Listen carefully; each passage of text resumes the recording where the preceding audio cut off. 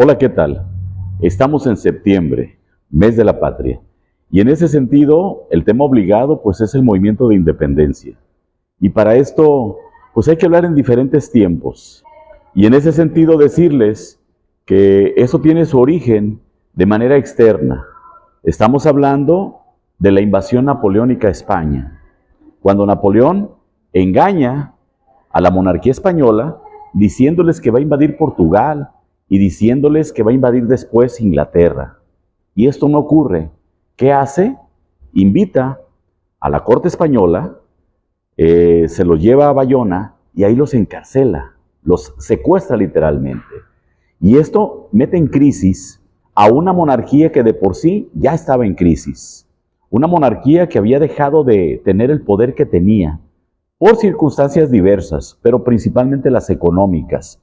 Y este poder se lo había cedido paulatinamente al clero católico que crecía inconmensurable en todas las posesiones españolas que había logrado la monarquía a lo largo de prácticamente 300 años. Estamos hablando pues de 1808, cuando acá, después de la invasión napoleónica a España, se da la primera expresión importante de insubordinación por parte de los españoles radicados acá.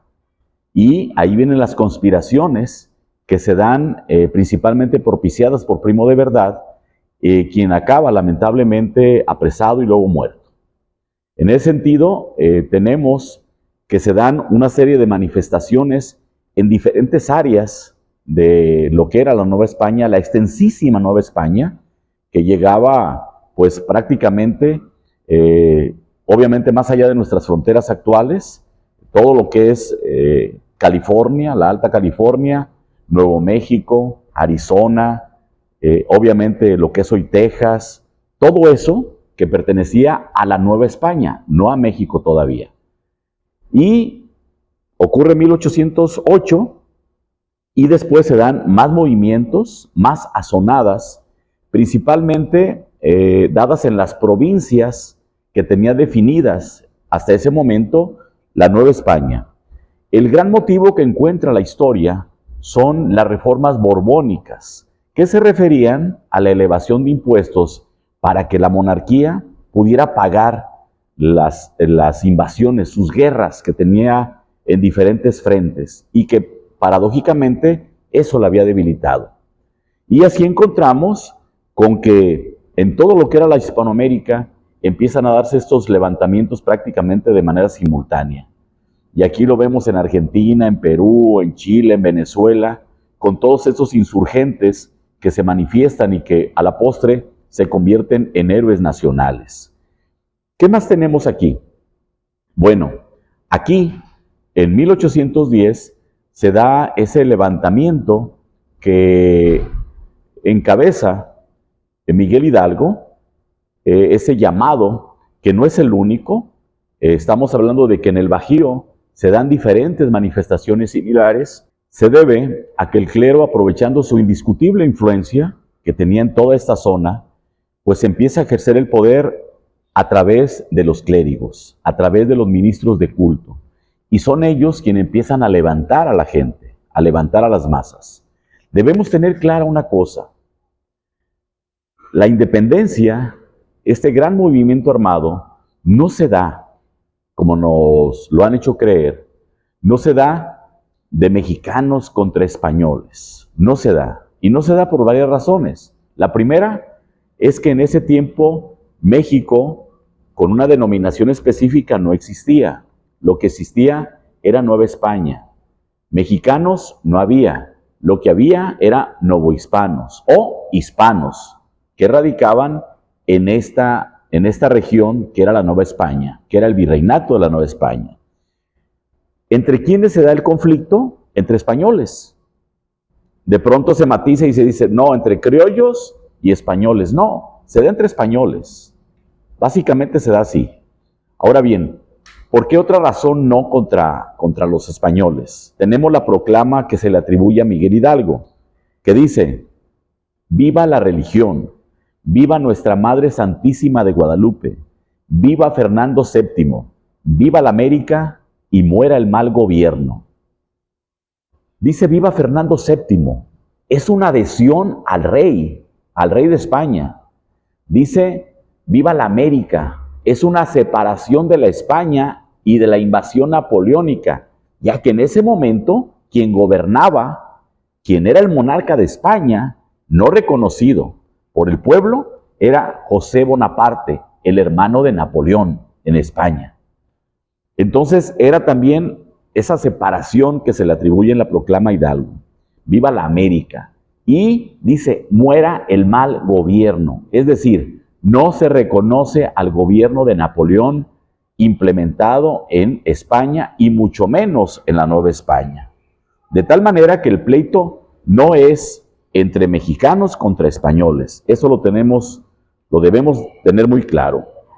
Y no se da tampoco porque nos encontramos con que en 1821 nace México. Nace a partir de la independencia del Imperio Mexicano, que es la primera vez que se reconoce como una entidad político-geográfica a esta región. Y nace prácticamente en la misma extensión territorial que tenía la Nueva España. Una extensión que después se pierde.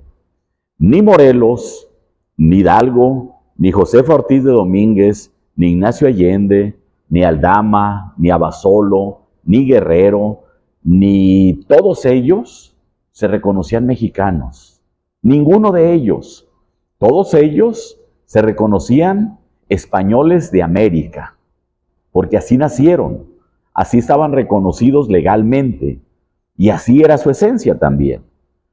¿Qué encontramos también? Bueno, encontramos que en este proceso de prácticamente 10 años de luchas, no hay una constante. Se da en diferentes tiempos y el movimiento en algún momento desaparece. El momento más álgido, al que se le da mayor prestancia, es al inicio. Y es cuando Miguel Hidalgo, en un espacio de 4 meses, del 16 de septiembre al 17 de 1810 al 17 de enero de 1811, octubre, noviembre, diciembre, enero, 4 meses, se dan los combates de Hidalgo, que no son combates realmente. ¿Qué fueron? Fueron toma de ciudades. Es decir, Guanajuato no sabía que iban a llegar alzados, gente violenta, a tomar la ciudad. Lo sabían hasta el último momento. Celaya, tampoco. Morelia, ¿qué hace? Dicen, aquí está la ciudad, aquí están todos los granos, llévenselos, esto es lo que tenemos. No ofrece resistencia. Tampoco lo ofreció Celaya, tampoco lo ofreció Guanajuato. ¿Qué hicieron en Guanajuato? Ancianos, mujeres, niños, se encerraron en la alhóndiga de Granaditas con granos, con semillas, con las riquezas que pudieron guardar ahí, y lamentablemente fueron masacrados. Ríos de sangre corrían por las calles aledañas a la alhóndiga de Granaditas en Guanajuato. ¿Por qué? Porque la gente, pues con la sangre se violentó más, cometió actos realmente inenarrables, no solamente contra Riaño, que era el intendente de Guanajuato, sino contra toda la gente que estaba ahí. Repito, que era la gente más vulnerable, ancianos, mujeres y niños. Fueron sacrificados, literalmente sacrificados. Después de esto, ¿qué viene? Bueno, Hidalgo transita junto con Ignacio Allende hacia la Ciudad de México. Y en las afueras de la Ciudad de México, Hidalgo, contra la resistencia de Allende, decide no tomar la Ciudad de México. No se sabe qué pasó. El hecho es que no ocurrió. No toma la Ciudad de México. Y ahí hay un rompimiento entre Hidalgo y Allende. Allende se va a Guanajuato a reencontrarse con los insurgentes. Hidalgo se va a Guadalajara. Y ahí, gracias a José Antonio Torres, que ya había tomado la ciudad de Guanajuato, es recibido de manera muy importante y ahí se asienta provisionalmente y ahí ocurre la gran tragedia para Colima. ¿Por qué razón? Porque una veintena de colimenses, o bueno, de españoles de España, fueron apresados por el único delito de ser españoles. Y 13, 14 de ellos fueron pasados a degüello. fueron degollados por el único delito, sin ningún juicio, sin ninguna culpa, más que la de ser españoles. Y hablamos de mujeres y de hombres. Favorablemente se salvan unos cuantos, y esos cuantos regresan, entre otros Francisco Guerrero del Espinal, que era pues el representante legal que estaba en la entonces Villa de Colima y que despachaba por aquí. Pero ¿qué más tenemos? Hablando de Colima particularmente, pues hubo también enfrentamientos, hubo pleitos. Nos encontramos con una batalla de insurgentes muy importante que encabezó Ignacio Sandoval contra quien aquel entonces pues era el encargado del resguardo de la zona, en aquel tiempo reconocido como los Llanos de Santa Juana, que es hoy el espacio reconocido en honor a Miguel Hidalgo, el Parque Hidalgo, al sur de la ciudad de Colima, nuestra ciudad capital. Ahí se da un enfrentamiento sangriento donde el coronel del Río, que era el comandante de esta zona, el comandante real de esta zona, pues derrota a los insurgentes y los hace huir. Entre otros, se van Ignacio Sandoval, Miguel Gallaga, Olego Gallaga, también lo sigue José Antonio Torres Hijo, y se van para el rumbo de Cihuatlán, se van huyendo.